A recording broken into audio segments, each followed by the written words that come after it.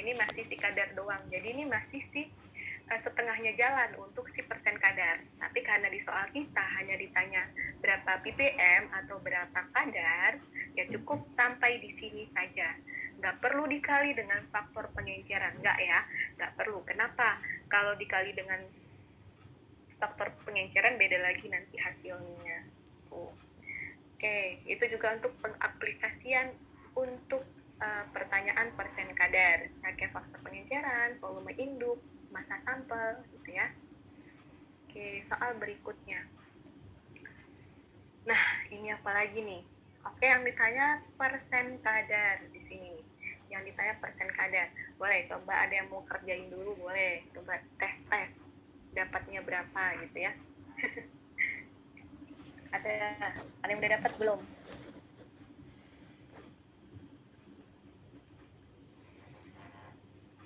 Ada?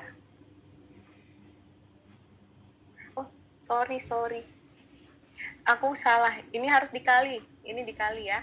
Sorry. Karena ini berpengaruh untuk konsentrasi. Ini dikali dengan 100 kali. Dikali dengan faktor pengenceran. Ini dapatnya berapa ini setelah dikali?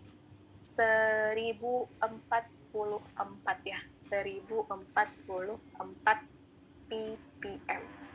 Diralat ya. Jawabannya bukan B. Jawabannya E, 1044. Dibutuhkan faktor pengenceran untuk perhitungan ppm atau konsentrasi. Oke. Next, di sini yang ditanya persen kadar. Sebuah industri farmasi akan melakukan penetapan kadar asam mefenamat 500 mg dengan menggunakan spektrofotometri UV vis. Tablet digerus dan dilarutkan dalam 250 ml air. Jadi kalau ada volume yang paling besar di soal, itu disebut dengan volume induk. Ingat, kalau ada volume paling besar atau volume si tabletnya yang dilarutkan dengan siapa, itu namanya volume induk. Ya, karena kan induk itu besar, gitu aja ingatnya ya. Dipipet 1 mili dan ditambah air hingga 25 ml. Nah, di sini banyak nih angkanya. Kalau untuk persen kadar semua kepake ya. Nah, di sini ada dipipet. Kalau ada kata dipipet berarti mulai masuk ke pengenceran. Pengenceran. Nah, ditambah air 25 ml. Absorbansi yang diperoleh 0,6. Berarti absorbansi ini sebagai Y. 0,6 dengan persamaan regresi Y sama dengan 0,08X dikurang 4. Nah, berarti kita balik lagi. Dia ditanyakan persen kadar dengan menghitung kadarnya itu dari persamaan regresi linear ini ya. Oke, kita bikin dulu yang diketahui. Diketahui di sini ada kadar ASMEF-nya 500, berarti ini massa sampelnya. Massa sampel. Massa sampel itu 500 mg. Kemudian menggunakan spektro UV vis digerus dan dilarutkan dalam 250, berarti volume induk namanya ya. Volume induk 250 ml.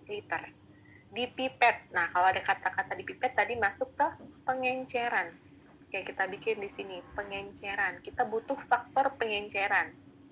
Pengenceran.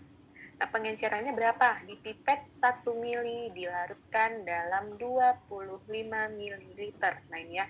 Dipipet 1 mili dilarutkan dalam 25. Berarti faktor pengencerannya berapa? 25 dibagi dengan 1. Dapatnya 25. Nah, ini sebagai faktor pengenceran. Kemudian absorbansi. Nah, berarti absorbansi itu Y. Kita bikin di sini Y sama dengan 0,6 ini ya, 0,6. Dengan persamaan regresi. Nah, persamaan regresinya Y sama dengan 0,08X dikurang dengan 4. Oke. Yang ditanya persen kadar. Oke, kita coba cari dulu sih kadarnya. Tadi kan langkahnya kalau kita mau mencari persen kadar, langkah pertama cari dulu kadarnya. Nah, cara mencari kadar gimana? Kita lihat dari persamaan regresi linear. Sama kayak yang seperti contoh ini gitu, sampai kita dapatkan si ppm-nya. Ya, coba. Berarti kesinian lagi ya. Y sama dengan 0,08x dikurang 4. Nah, kita masukin Y-nya. Y-nya 0,6.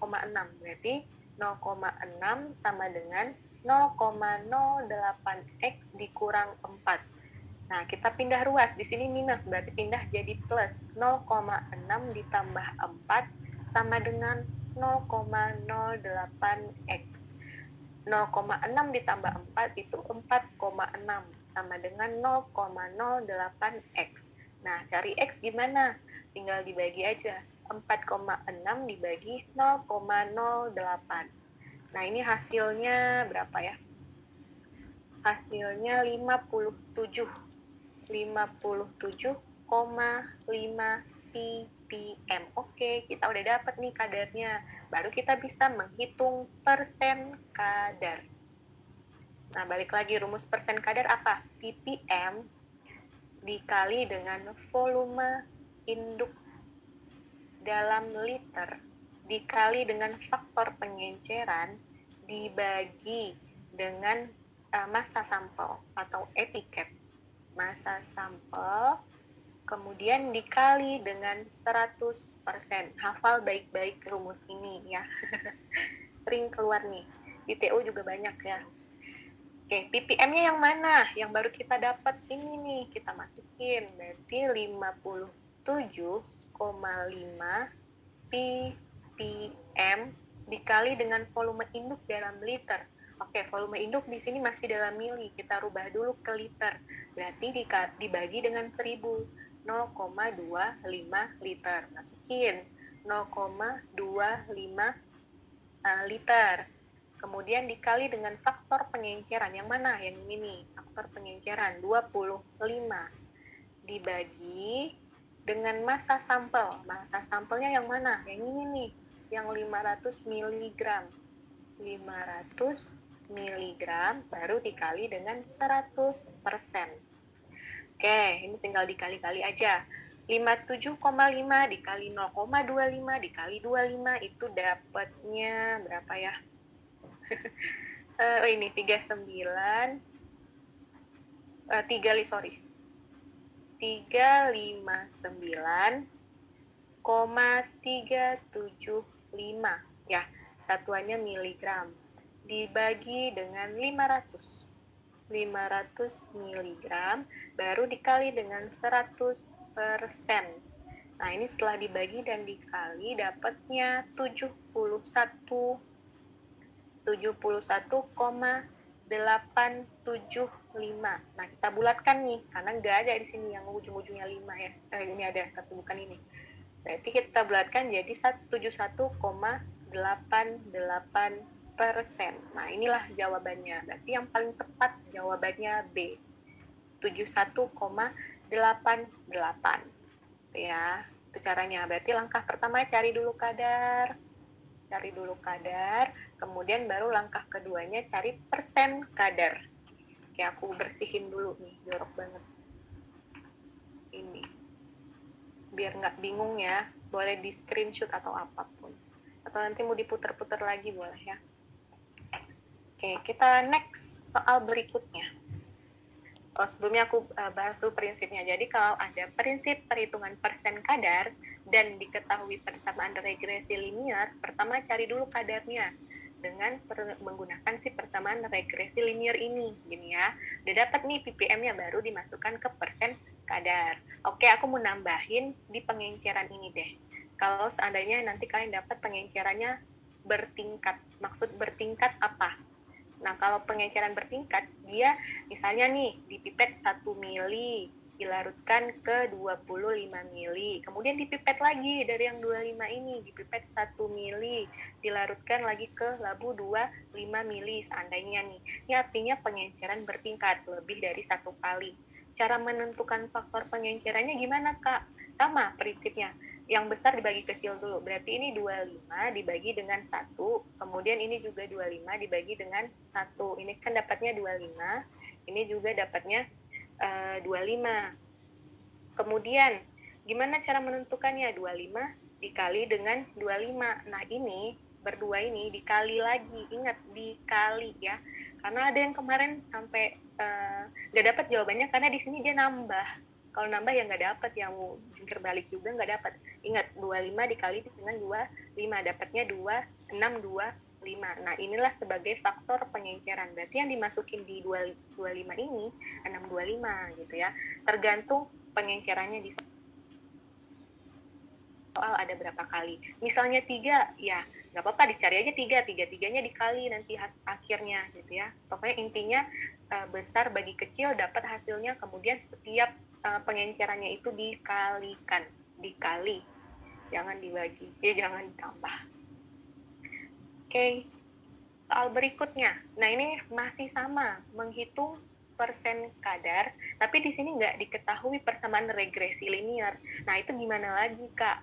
Ini lebih mudah ya, kalau menurut aku ini lebih mudah. Jadi kita ambil prinsip yang ini nih. Prinsip yang mana, ini AUC tadi ya. Jadi lebih ke ada luas area atau serapan di sana ya, yang ini nih. Nah, tadi kita udah belajar persamaan regresi, nah sekarang yang ini nih. Tapi di HPLC tadi hampir sama ya, untuk si spektro dan HPLC. Nah, gimana caranya? Nah, perhatikan nih, yang ditanya persen kadar pertama, kemudian seorang apoteker sedang melakukan analisa kadar ibuprofen 450, berarti ini masanya. Masa sampel. Oke, aku bikin diketahuinya di sini aja ya. Kemudian, sampel dilarutkan dalam 250 ml pelarut. Oke, kalau dia volume paling besar di soal dan sampelnya dilarutkan dengan dia, nah ini namanya volume induk. Volume induk. Induknya 250 ml. Oke. Kemudian di pipet 1 mili. Nah, ini pengenceran kita bikin. Pengenceran. Pengenceran dari 1 mili dilarutkan ke 50 ml ya. Ke 50 berarti gimana? 50 dibagi 1 berarti faktor pengencerannya 50. Itu didapatkan AUC sampel. Nah, AUC nih. AUC sampel yang didapat 3050. Kemudian apalagi area standar. Berarti area itu sama juga dengan AUC ya. AUC standar. Nah, kalau kalian nanti dapat ada standar, ini sama juga dengan pembanding ya. Sama juga dengan pembanding. Jadi kalau dapat standar atau pembanding itu sama aja, jangan makin bingung ini kok pembanding, rumusnya apa lagi, sama ya. Nah, yang penting nih nama-nama lain kayak gini nih kalian harus tahu. AUC standar berapa? 3000. Oke, kita bikin di sini 3000. Kemudian konsentrasi standar 30 ppm, konsentrasi.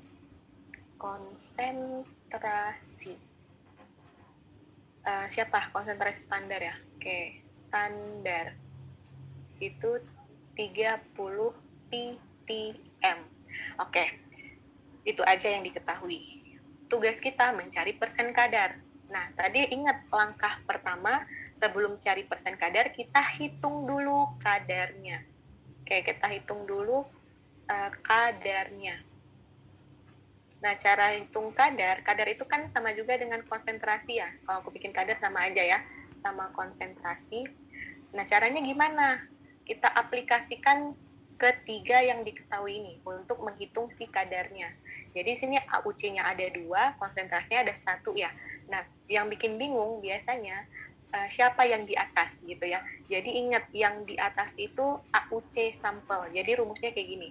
AUC sampel, ingat, selalu di atas itu si sampel gitu. Kemudian AUC standar.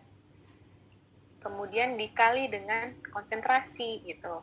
Konsentrasi standar. Ini ya. Nah, ini untuk menghitung si kadarnya, langkah pertamanya nih. Kita masukin AUC sampelnya 3050. 3050 dibagi dengan AUC standar. AUC standarnya 3.000 dikali dengan konsentrasi standar 30 ini. 30 ppm. Nah, ini kita dapat berapa? Setelah dibagi dan dikali, itu didapat 30,5 ppm. Nah, inilah sih konsentrasi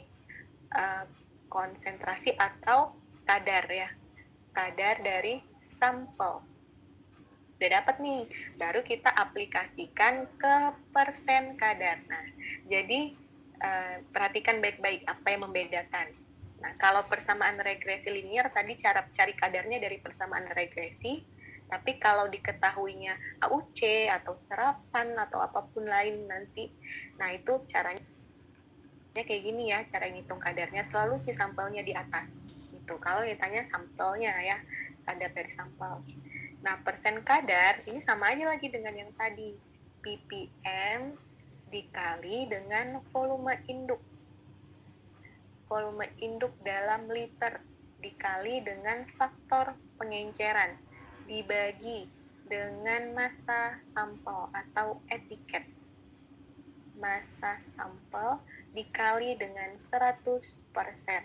Nah, ini kita masukin aja. ppm-nya ini yang baru kita dapat. 30,5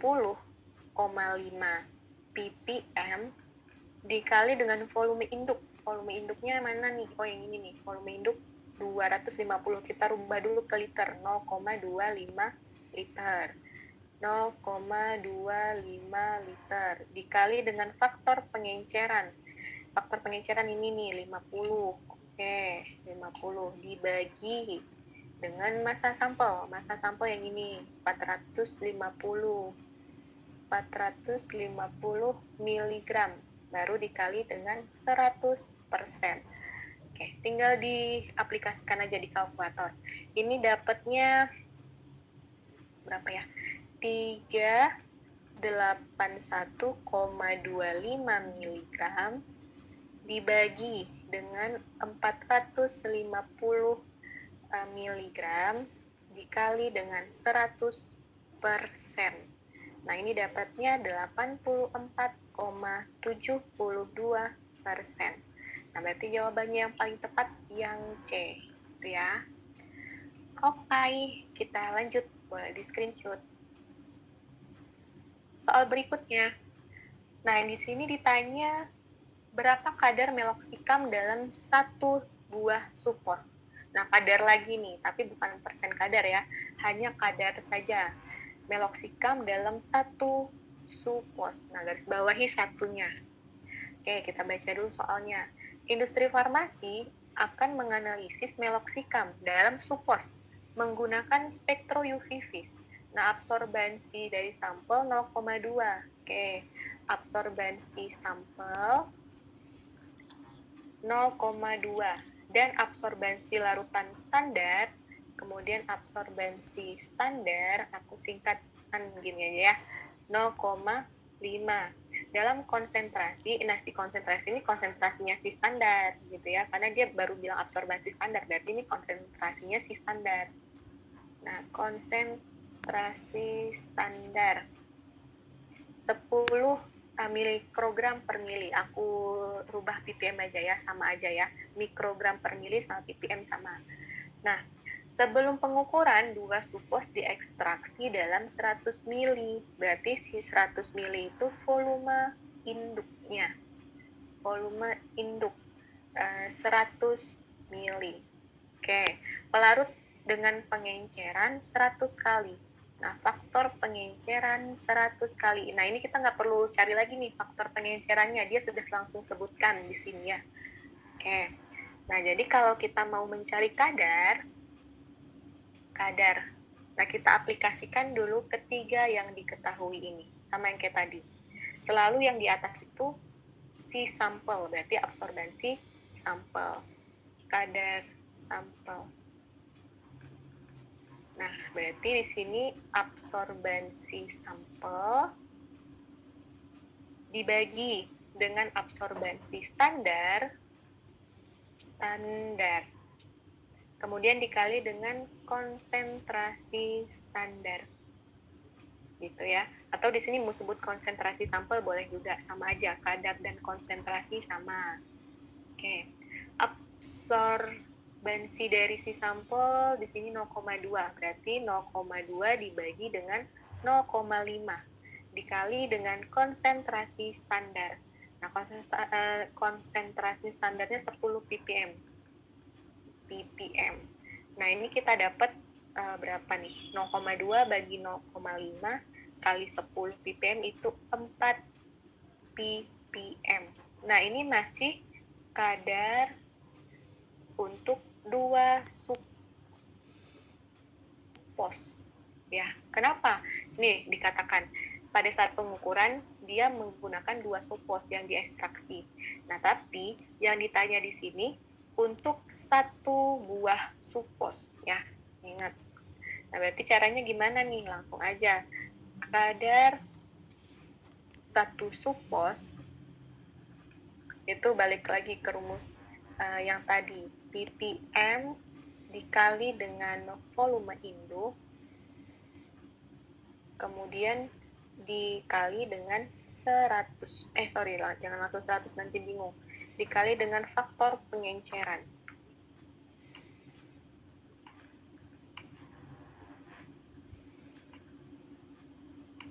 Dikali dengan faktor pengenceran. Nah, ini dibagi dengan 2. 2 ini dari mana? Dari 2 supos ini ya. Kita mau cari untuk 1, makanya itu dibagi 2. Tuh, ppm-nya berapa? 4 ppm dikali volume induk. Volume induknya yang mana ya? Oh, ini nih, volume induknya 100 mili. Rubah ke liter. Berarti 100 mili dibagi 1000 itu 0,1 liter. Oke, 0,1 liter. Dikali dengan faktor pengenceran itu 100. Dibagi dengan 2. Nah, ini dapatnya berapa? 40 mg dibagi 2. Nah, 40 bagi 2 itu 20 mg. Nah, inilah kadar untuk 1 supos. Aku bikin kadar untuk 1 supos. Gitu ya. Tanya jawaban yang paling tepat itu yang B. Oke. Kalau yang ditanya 2 supos ya udah langsung aja jawabannya 40 mg, nggak perlu lagi dibagi 2 gitu ya. Oke. Nah, kita masuk nih ke hukum Lambert-Beer. Tadi ini perhitungan persen kadar yang menggunakan alat spektro, tapi ada perhitungan khusus nih kalau dia hukum Lambert-Beer. Gimana tuh? Nah, hukum Lambert-Beer itu rumusnya A sama dengan A besar nih ya, ini sama dengan A kecil dikali dengan B dikali dengan C. Nah, A itu apa? A itu absorbansi atau nama lainnya serapan. Oke, kalau yang tadi di spektro yang perhitungan sebelumnya absorbansi itu simbolnya Y, tapi kalau di hukum Lambert-Beer itu simbolnya A besar. Kemudian kalau A kecil itu absorptivitas. Nah, kemudian kalau B itu tebal kuvet. Nah, tebal kuvet ini dianggap selalu 1. Jadi kalau nggak diketahui di soal, dianggap dia nilainya selalu 1 ya. Jadi apapun yang dikali 1 hasilnya kan sama. Jadi si tebal kuvet ini atau B ini bisa diabaikan.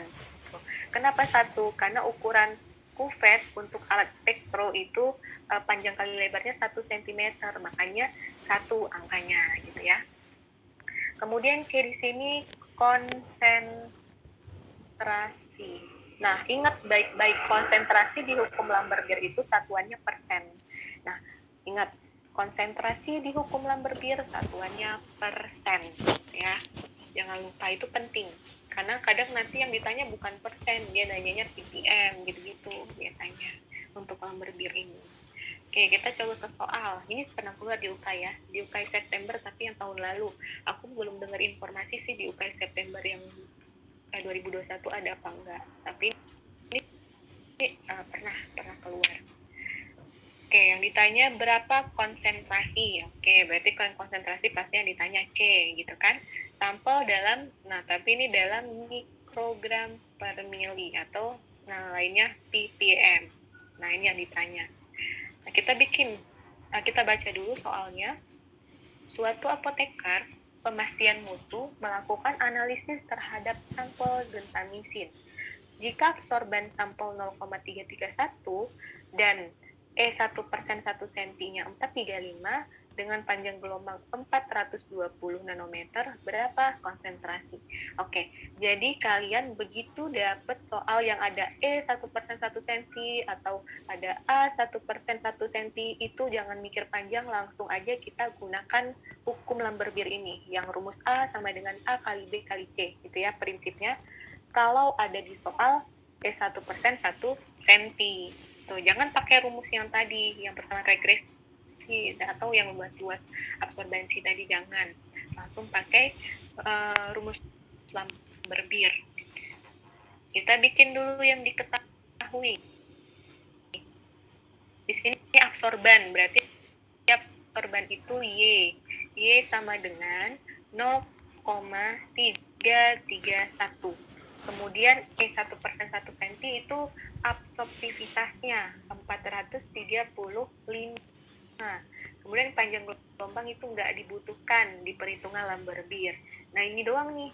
Nah, nggak diketahuin kan B-nya berapa. Kita tahu B itu atau tebal kupet itu selalu 1. Oke, kemudian yang ditanya konsentrasi tapi dalam mikrogram per mili.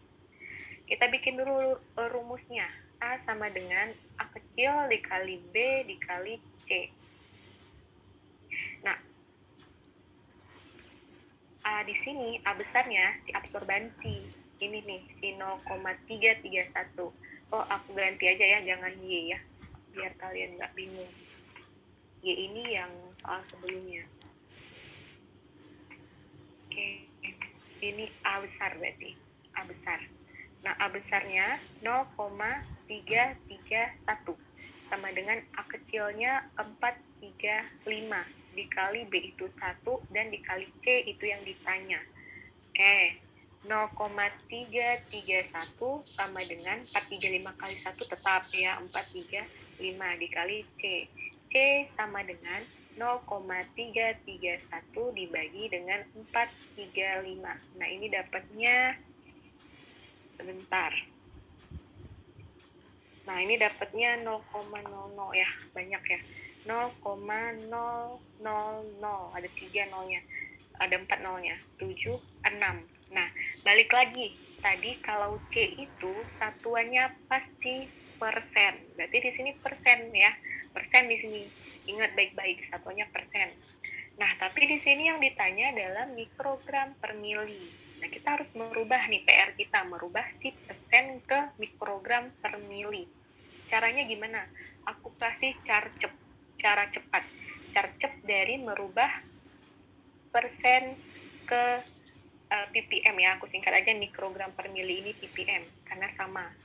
Nah, ini caranya gimana?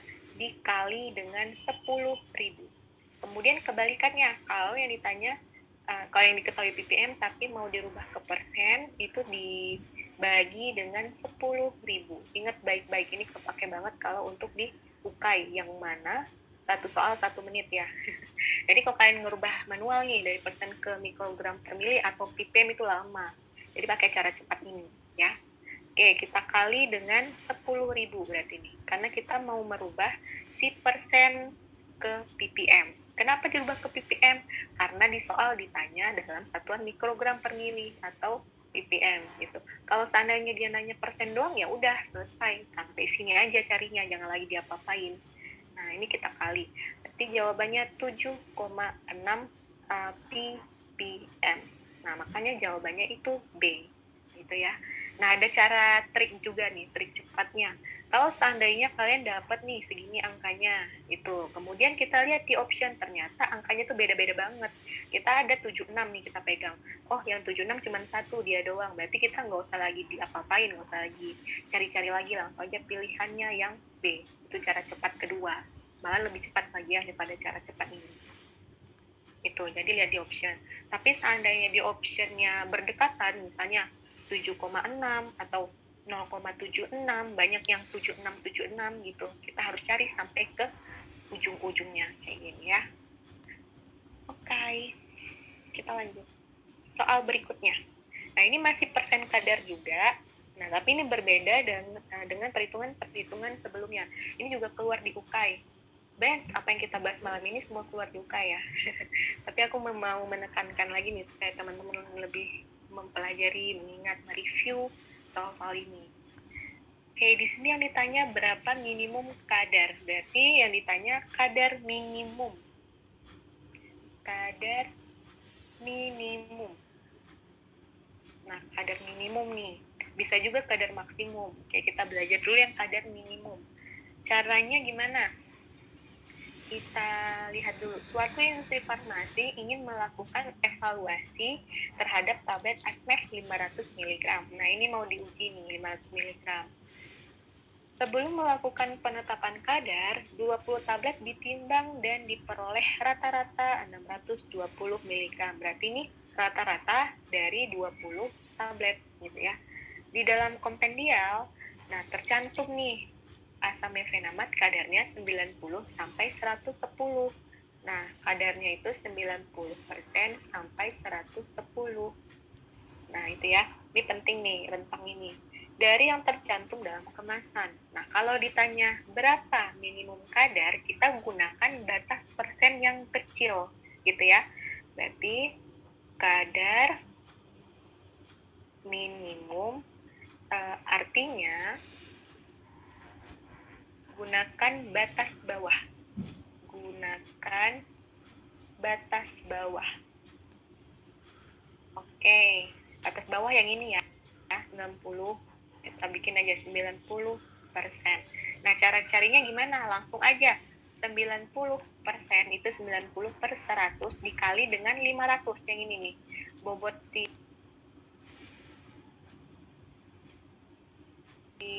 tabletnya, tablet Asmef-nya 500 mg. Ini dapatnya 450 mg. Oke, udah kita dapat, baru kita cari persen kadar.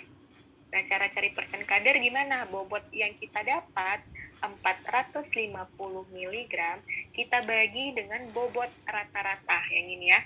Dibagi dengan bobot rata-rata, 620.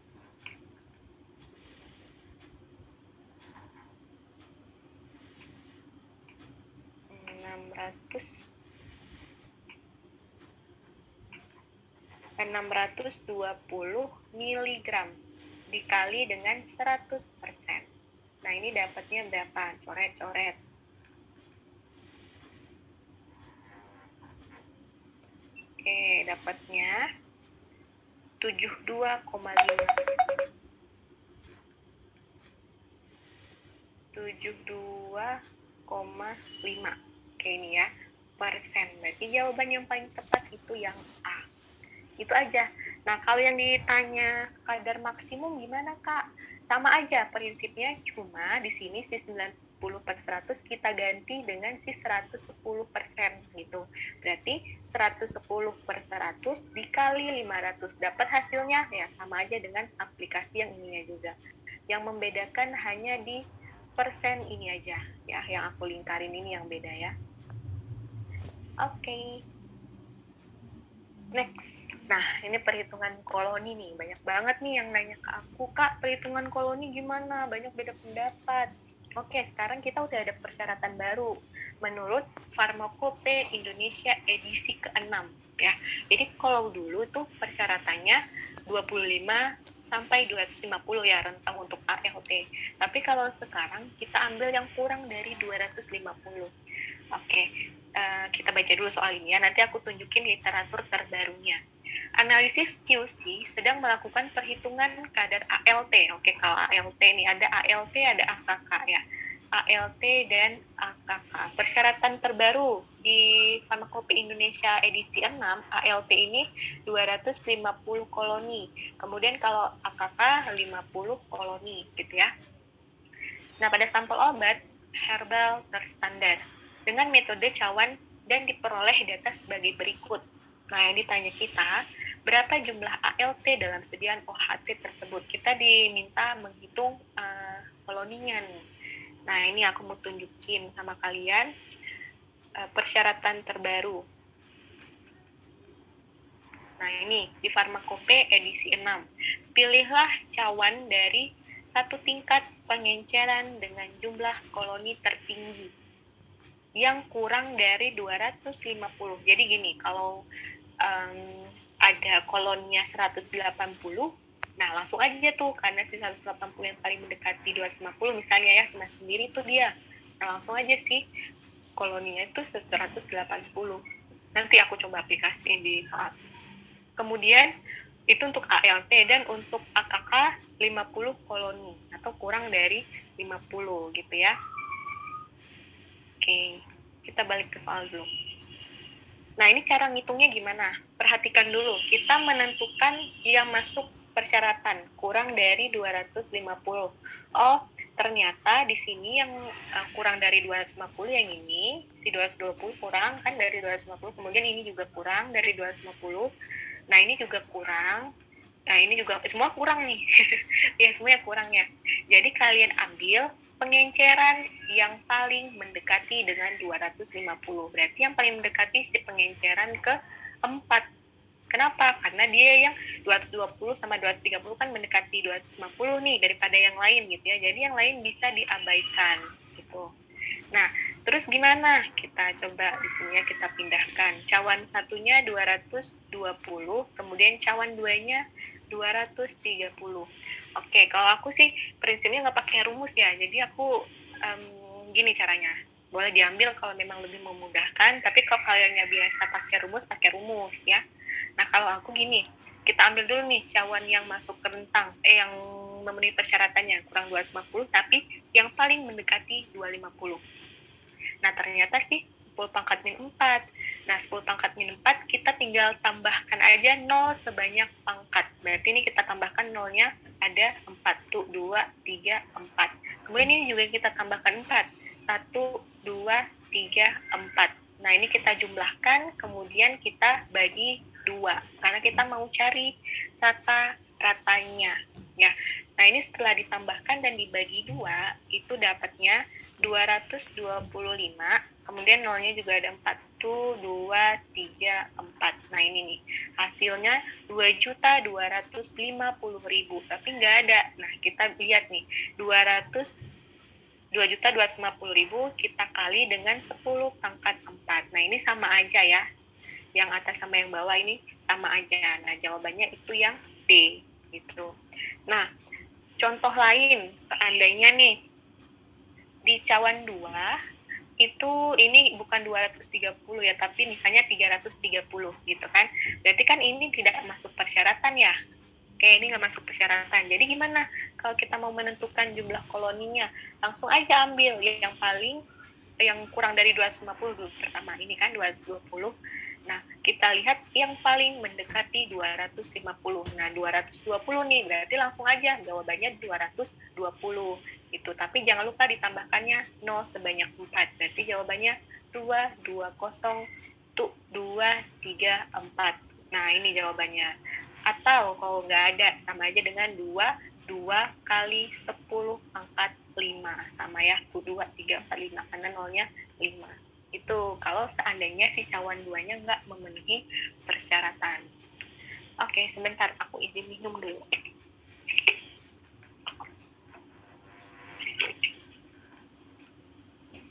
Soal berikutnya, nanti kalau ada pertanyaan boleh ditanya ya. Nah, ini nih, sering banget juga keluar nih. Jadi kita mau membahas tentang parameter validasi dan verifikasi metode analisis. Oke, ini gimana nih caranya? Akurasi, nah biasa ditanya apa beda akurasi dan presisi. Nah, kalau akurasi itu, ada yang tahu apa beda dengan presisi? Ini sering dibandingkan ya, akurasi presisi mirip-mirip. Nah, kalau akurasi itu lebih ke kesesuaian nilai yang diperoleh dengan nilai sebenarnya. Oke, kalau presisi apa? Kata kuncinya kedekatan nilai pada saat pengulangan. Nih ya. Oke, nanti yang lain kita bahas nih.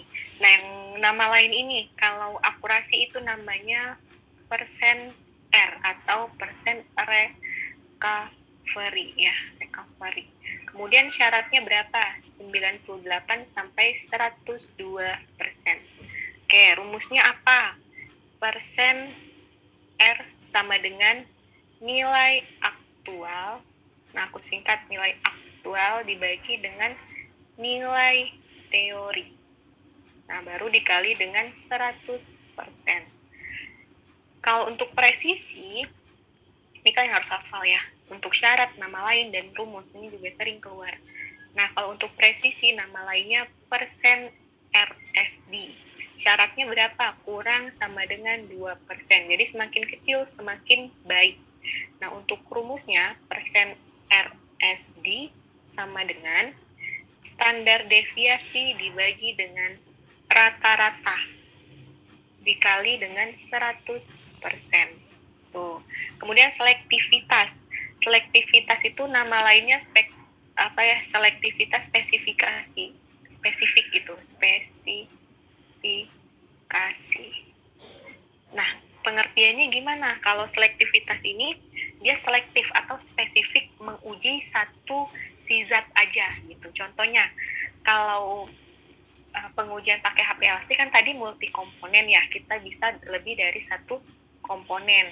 Kemudian selektivitas ini maksudnya apa? Misalnya kita menguji lebih dari satu, nah si obat yang mau kita tuju ya si satu itu aja. Contohnya tadi si Panadol ekstra, ada paracetamol dan kafein. Berarti kita spesifik ke paracetamol aja tanpa dipengaruhi si kafeinnya, gitu ya. Nah, itu maksud si selektif. Nanti kalian bisa rangkai kata-katanya di sini. Atau contoh lainnya, vitamin B kompleks. Misalnya nih ya, vitamin B kompleks. Tapi dia mau menguji hanya si vitamin B6 saja. Karena kan di vitamin B kompleks ini lengkap. Ada B1, B6, B12, B9. Nah, tapi dia fokus hanya ke vitamin B6 aja tanpa dipengaruhi dari vitamin B yang lain gitu. Itu artinya dia spesifik atau selektif di vitamin B6 aja. Nah, persyaratannya gimana? Ini lebih sama dengan 1,5. Jadi semakin besar semakin baik. Tapi jangan terlalu besar juga karena nanti jarak si puncaknya berjauhan gitu ya. Jadi baiknya jangan kurang dari 1,5. Takutnya nanti si puncaknya berdempetan. Oke. Jadi nanti rumusnya sama kayak rumus resolusi. Nanti kita masukin. Ada di tabel 1 lagi. Kemudian linearitas. Nah, ini korelasi ya. Korelasi. Yang biasanya apa tuh? Y sama dengan A tambah BX. Nah, persyaratannya itu R lebih sama dengan 0,997. Gitu. Kalau mendekati 1 lebih baik. Artinya garisnya lurus atau konstan. Kemudian ada LOD dan LOQ. LOD ini disebut juga batas LOD batas deteksi ya. Batas kalau di for deteksi gitu aja ya. Deteksi. Kemudian kalau LOQ batas kuantitasi. Nah, kuantitasi atau diganti dengan K juga nggak apa-apa gitu ya. Kemudian persyaratannya dia nggak ada. Kemudian untuk rumusnya ini soalnya pernah keluar di UKAI, perhitungan LOD dan LOQ ya. Kalau LOD itu 3 kali standar deviasi dibagi dengan B atau slope. Nama lainnya kemiringan si B ini. Kemudian kalau LOQ 10 dikali dengan standar deviasi dibagi dengan B atau slope. Oke. Nah, ini contohnya. Soalnya berapa persen perolehan kembali. Nah, kalau perolehan kembali berarti yang mana? Yang ini nih, persen recovery. Ini nama lainnya perolehan kembali. Sama. Makanya kalian harus tahu nama lainnya biar tahu menentukan rumusnya yang mana gitu. Nah, rumusnya persen R nilai aktual dibagi nilai teoritis. Nah, kita bikin di sini. Persen recovery atau persen perolehan kembali hasil aktual dibagi dengan hasil teoritis dikali dengan 100%. Nah, kita baca nih, Departemen QC sedang melakukan uji akurasi untuk validasi metode KCKT. Oke, di sini ada kata kunci akurasi ya. Ditimbang 50 mg baku. Nah, 50 mg baku itu sebagai hasil teoritis. Ini teoritis, kemudian dimasukkan ke dalam labu ukur dan kemudian dipreparasi sesuai protokol pengujian. Dari hasil pengujian diperoleh kadar 49,5. Nah, ini hasil yang diperoleh itu aktual namanya. Aktual. Nah, jangan sampai kebalik nih ya. Karena mudah nih soalnya, rumusnya juga mudah, tapi takutnya kebalik. Jangan sampai kebalik. Jadi yang di atas itu aktual. Aktual itu apa? Yang hasil pengujian. Nah, aktual itu hasil pengujian. Kita masukin hasil aktual berarti 49,5 mg dibagi dengan hasil teoritis 50 mg dikali dengan 100%. Nah, ini dapatnya 99%. Berarti jawaban yang paling tepat yang C. Oke. Nah, ini apa lagi? Berdasarkan hasil pengujian kadar, manakah pernyataan di bawah ini yang tepat jika nilai standar deviasi yang diperoleh sebesar 1,581? Oke, di sini ada standar deviasi, kemudian di sini ada replikasi, gitu ya. Nah, kalau yang bicara tentang replikasi atau pengulangan, itu kita bicara tentang presisi. Nah, yang keterulangan tadi, yang keterulangan berdekatan. Yang persyaratannya itu kurang sama dengan 2%. Ini ya, persyaratan dari presisi kurang sama dengan 2%. Semakin kecil, semakin baik untuk presisi ini. Nah, ada replikasi 1, 2, 3, 4. Kita 45. Kita harus menentukan apakah hasil uji menunjukkan spesifikasi yang baik atau buruk. Nah, kita harus cari dulu berapa nilai si presisinya, gitu ya. Jadi kalau mau mencari presisi, itu disebut juga KV ya, persen KV, koefisien variasi ya, atau KV disingkat. Rumusnya standar deviasi atau simpangan baku dibagi dengan rata-rata dikali dengan 100%. Oke, standar deviasinya udah nih diketahui 1,581. 1,581. Kita bagi dengan X. X itu rata-rata, berarti kita harus jumlahkan dulu semua replikasi, kemudian kita jumlahkan, kemudian kita bagi. Gitu. Bagi berapa? Bagi 5 sesuai jumlah replikasinya. Oke, coba kita cari rata-ratanya. X sama dengan, di sini ya, aku cari ya. 96 ini, 96 kita jumlahkan dulu semua. 96 ditambah 99 ditambah 97 ditambah 98 ditambah 95. Oke, dibagi dengan 5. Nah, dapat nih. Dijumlahkan semuanya dapatnya 485 dibagi dengan 2 dibagi dengan 5. Ini dapatnya 97. Oke, ini sebagai X atau rata-rata. Kita masukin aja nih, tinggal ke dalam rumus 97 dikali dengan 100%. Oke, 1,581 dibagi 97 itu dapatnya 1,629. Nah, ini kita bulatkan jadi 1,63%. Boleh ya? Nah, angka selanjutnya apa? Setelah kita tentukan si KV, kita lihat 1,63. 1,63 ini kurang dari 2% atau lebih. Oh, ternyata 1,63 itu kurang dari 2%. 2% dari mana? Dari persyaratannya. Semakin kecil, semakin baik. Berarti dia memenuhi persyaratan. Memenuhi persyaratan.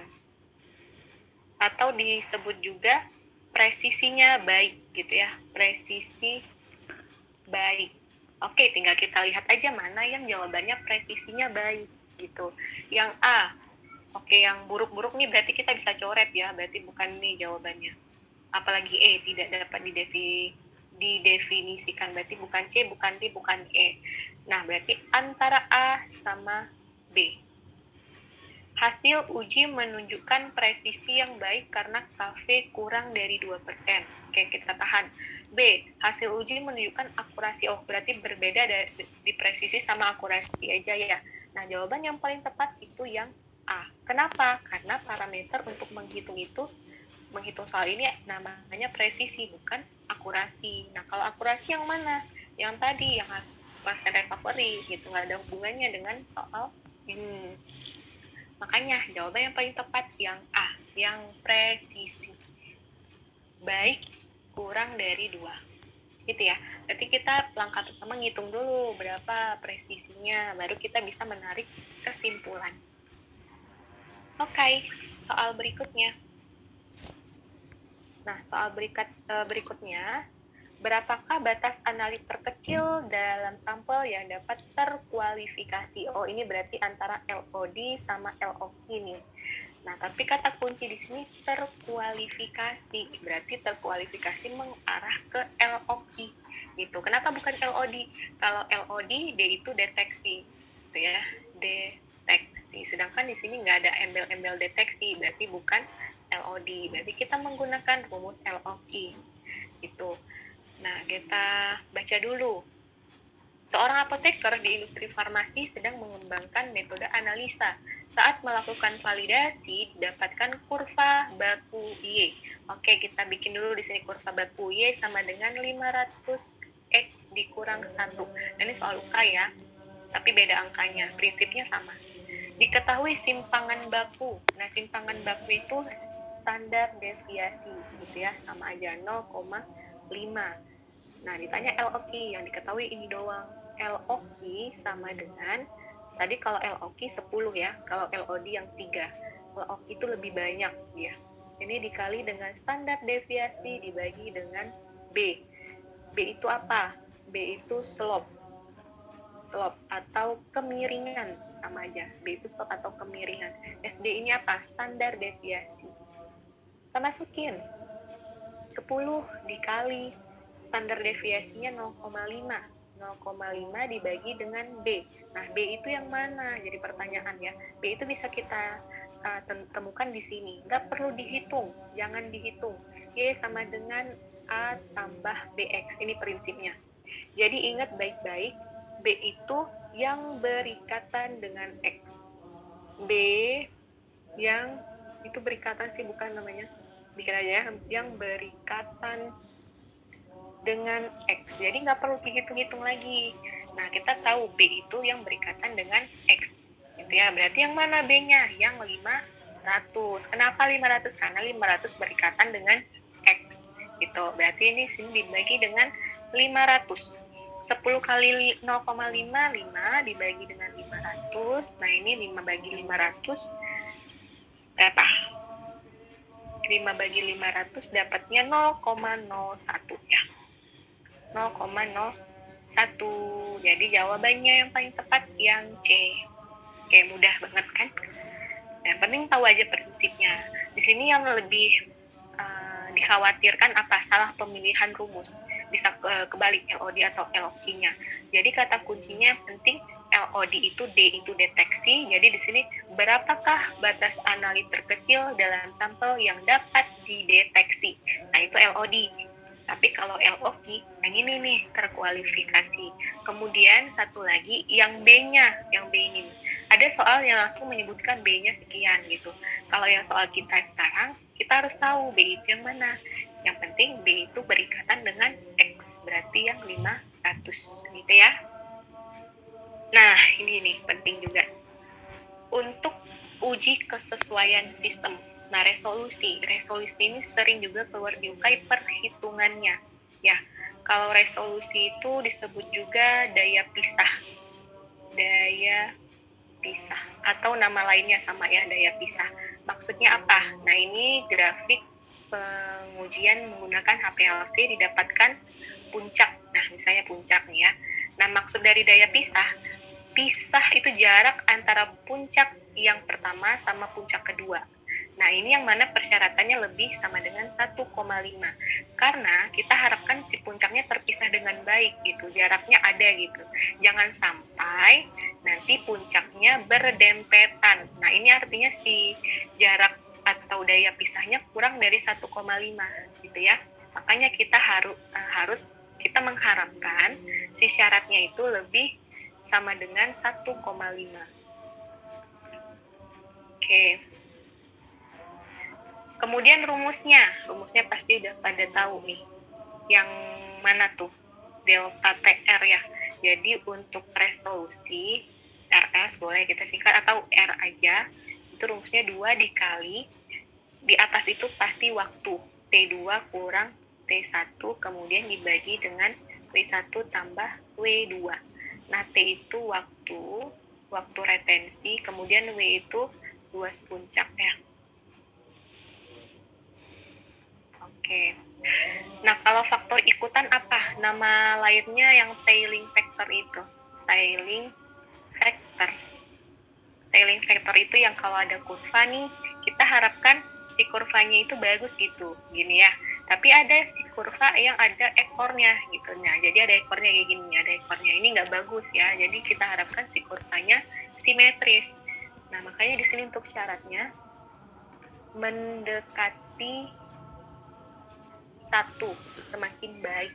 Nah, artinya kalau mendekati 1 si kurvanya itu simetris, yang A sama B ukurannya sama, itu maksudnya. Itu tailing factor atau faktor ikutan sama. Rumusnya apa untuk tailing factor? Kita singkat dengan TR, tailing factor. A tambah B dibagi dengan 2 dikali dengan A. Nah, ini rumus tailing factor. Kemudian efisiensi kolom. Efisiensi kolom ini lempeng teoritis nama lainnya ya. Lempeng teoritis. Nah, jadi dia kita simpulkan N semakin besar semakin baik, persyaratannya harus lebih dari 2000 gitu. Kemudian ada rumusnya. Nah, ini keluar di UKAI ya, perhitungan efisiensi kolom. UKAI September 2021. Nah, tapi yang bikin bingung anak-anaknya pada tahu efisiensi kolom, tapi tiba-tiba di soal itu dia tanyanya lempeng teoritis. Jadi kayak, awan tuh lempeng teoritis? Kayak mikir apa ada rumus baru gitu ya. Sebenarnya sama aja, lempeng teoritis itu sama juga dengan efisiensi kolom. Makanya kalian penting tahu nama-nama lain seperti ini. Nah, rumusnya gimana? N sama dengan 16. 16 ini ketetapan dikali dengan waktu retensi, aku singkat aja T, waktu retensi dibagi dengan luas puncak ya. Luas puncak tapi dikuadratkan. Oke, aku bikin di sini. Waktu retensi W-nya itu luas puncak. Luas puncak. Ingat ya, ini keluar di UKAI. UKAI-nya gini. UKAI September 2021. Nah, soal berikutnya nih. Berapakah resolusi? Nah, ini tanya resolusi. Berarti kalau resolusi, kita harus tahu rumusnya apa. 2 ketetapan. 2 dikali T2 dikurang T1 dibagi dengan W1 tambah W2. Oke. Nah, di sini ada 2 senyawa nih dikatakan. Dari hasil kromatogram ada 2 puncak. Nah, ini tadi. Waktu retensinya 2 dan yang satunya lagi 6. Gitu ya, 2 dikali, jadi aku prinsipnya selalu bilang ke anak-anak kalau besar dikurang kecil, jadi kita nggak masalah nggak tahu T2 siapa, T1 siapa, yang penting besar dikurang kecil gitu ya. 6 dikurang 2 gitu kan, berarti besar kurang kecil. Kemudian luas puncak. Nah, luas puncak kita kalau nggak tahu W1 sama W2 juga nggak apa-apa, karena apapun yang dijumlah ya hasilnya sama aja walaupun kebalik gitu ya, jadi nggak mempersulit gitu. 3,5 ditambah dengan 1,2 ini nih. 3,5 tambah 1,2. Berarti ini 2 dikali 6 kurang 2 itu 4 dibagi dengan 3,5 ditambah 1,2 ini berapa? 4,7 ya. 4,7. 2 kali 4 itu 8, kemudian dibagi dengan 4,7 dapatnya 1,7. Nah, jadi jawaban untuk resolusi ini B, 1,7. Oke, balik nih ke persyaratan. Persyaratan resolusi itu lebih sama dengan 1,5. Nah, kalau kita lihat nih yang kita dapat, apakah masuk persyaratan atau tidak? Jawabannya iya masuk karena dia lebih dari 1,5. Lebih sama dengan dari 1,5 gitu ya. Oke, artinya kita bisa menarik kesimpulan kalau puncaknya itu berjauhan gini ya, ada jarak. Berarti ini 1,7. Oke. Soal berikutnya. Berapa faktor ikutan dari hasil uji kesesuaian sistem? Nah, ini ditanya perhitungan lagi nih. Faktor ikutan. Kalau faktor ikutan berarti si tailing factor ya. Tailing factor. Kita lihat nih rumusnya apa ini nih. Si tailing factor. A tambah B per 2A. Oke. Sama dengan A tambah B per 2A. Nah, kita tinggal menentukan mana A, mana B gitu kan. Ini mudah nih. Nah, ini kelihatan nih. Dari hasil pengujian, kromatogram lebar puncak A itu 0,4, B 1. Langsung aja dimasukin. A-nya 0,4, B-nya 1. Dibagi dengan 2 dikali A. A-nya itu berapa tadi? 0,4. Nah, mudah ya. 0,4 tambah 1 itu 1,4 dibagi dengan 2 kali 0,4 itu 0,8. Nah, 1,4 dibagi 0,8 itu 1,75. Nah, ini jawabannya. Berarti E, 1,75. Nah, tadi persyaratannya semakin mendekati 1 semakin baik. Tapi ternyata ini jauh nih dari 1. Ya, jadi kita bisa menarik kesimpulan mungkin kurvanya itu ada ekor. Baru dia naik dulu. Nah, ada ekornya nih. Gitu ya. 1,75. Oke. Nah, ini teori nih, nggak hitungan lagi. Parameter kesesuaian sistem yang perlu diperhatikan untuk kolom yang efisien. Nah, kalau yang ditanya kolom efisien, kita udah tahu dengan tanpa membaca cerita soalnya. Nah, kalau ada kolom efisien itu berarti berhubungan dengan lempeng teoritis ya. Si C jawabannya. Lempeng teoritis. Itu aja. Kata kunci apa? Kolom. Kolom yang efisien. Tadi persyaratannya berapa? Lebih dari 2000. Semakin besar semakin baik. Berarti semakin efisien. Gitu. Nah, soal berikutnya, parameter apa yang dimaksud? Nah, kita baca nih soalnya, karena dia cuma nyebutin gini doang gitu ya. Suatu industri farmasi sedang mengembangkan sediaan sirup ibuprofen dan akan digunakan KCKT untuk menetapkan kadar. Sebelum digunakan, harus dilakukan uji kesesuaian sistem untuk mengetahui daya pisah. Oh, ini mudah ya. Daya pisah tadi